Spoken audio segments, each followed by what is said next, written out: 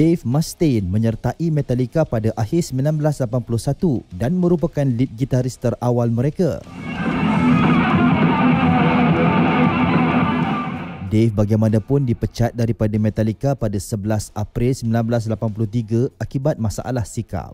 Beliau sering menjadi baran dan akan mencetuskan pergaduhan dengan ahli lain, terutamanya selepas mengambil dadah dan alkohol. James Hetfield dan Lars Ulrich tidak mampu mengekang sikap Dave. Mereka membuat keputusan drastik memecat Dave sewaktu mereka dalam perjalanan ke studio di New York bagi rakaman album Metallica yang pertama. Pada hari yang sama pemecatan itu berlaku, James dan Lars telah menemui pengganti Dave, iaitu Kirk Hammett. Kerana pemecatan ini, Dave menyimpan dendam terhadap Metallica selama berpuluh tahun. Beliau sedar Metallica mempunyai potensi untuk menjadi nama besar dalam scene heavy metal.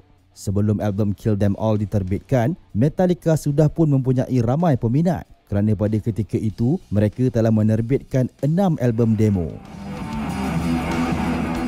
Walaupun hanya menganggotai Metallica tidak sampai 2 tahun, Dave mempunyai peranan yang besar. Pendekatannya dalam permainan gitar yang agresif membantu Metallica membentuk karakter bunyi mereka.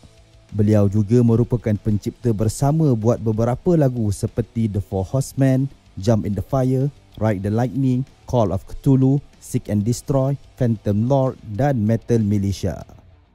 Dave menceritakan perasaan geram dan marah terhadap peristiwa pemecatannya telah mendorongnya menubuhkan sebuah band yang lebih agresif dan berat. I got it. I'm gonna make a band that's more metal than Metallica. Hasil daripada emosi itu, beliau menubuhkan Fallen Angels sebelum menukar nama kepada Megadeth yang merupakan salah satu tajuk lagu Fallen Angels. Nama itu diinspirasikan daripada satu petikan oleh Senator US yang bercakap mengenai kesan buruk perang nuklear.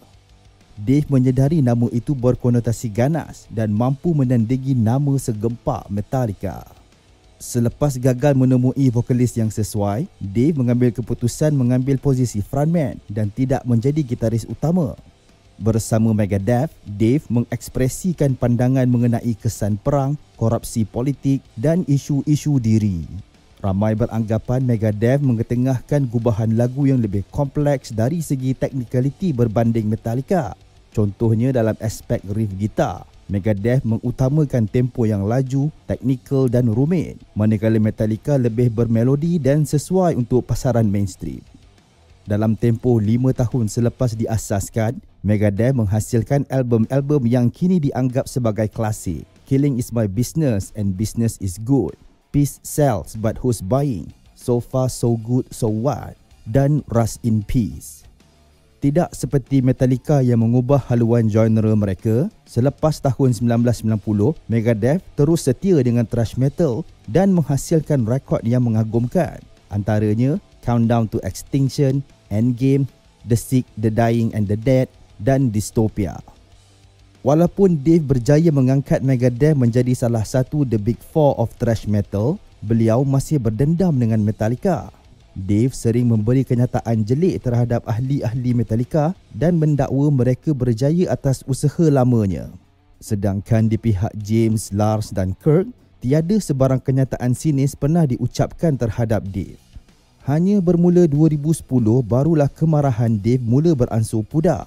Pada tahun itu, The Big Four berkongsi pentas menjayakan konsert 6 siri yang berlanjutan sehingga 2011. Pada tahun itu, Dave turut dipelawa beraksi dalam persembahan live di konsert ulang tahun ke-30 Metallica.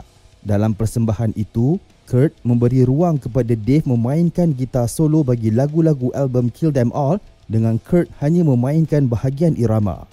Persembahan itu telah menjadi katarsis buat Dave dan hubungan mereka semakin baik walaupun tidak lagi berkongsi pentas sejak persembahan itu.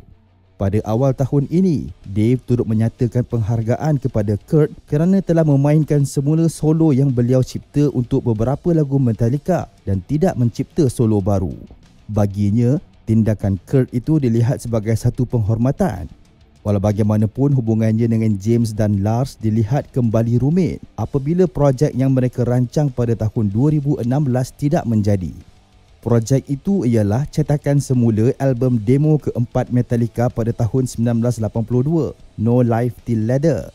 Projek ini menjadi tergantung apabila berlaku perselisihan faham antara Dave dengan James dan Lars. Dave berkeras tidak mahu memberikan Lars sebarang hak cipta dan royalti. Menurutnya, lagu-lagu dalam demo itu dihasilkan olehnya dan James sahaja. Perkara ini menyebabkan hubungan Dave dengan Metallica seakan kembali keruh. Tetapi kali ini ia bukan disebabkan kisah lama, sebaliknya berkait hak cipta dan royalti. Biarpun mereka sudah tidak berhubung akibat kegagalan projek ini, Dave menegaskan beliau tidak lagi berasa marah terhadap Metallica dan berharap perkara yang baik untuk Metallica dan Megadeth. Exterminate, exterminate, exterminate, exterminate.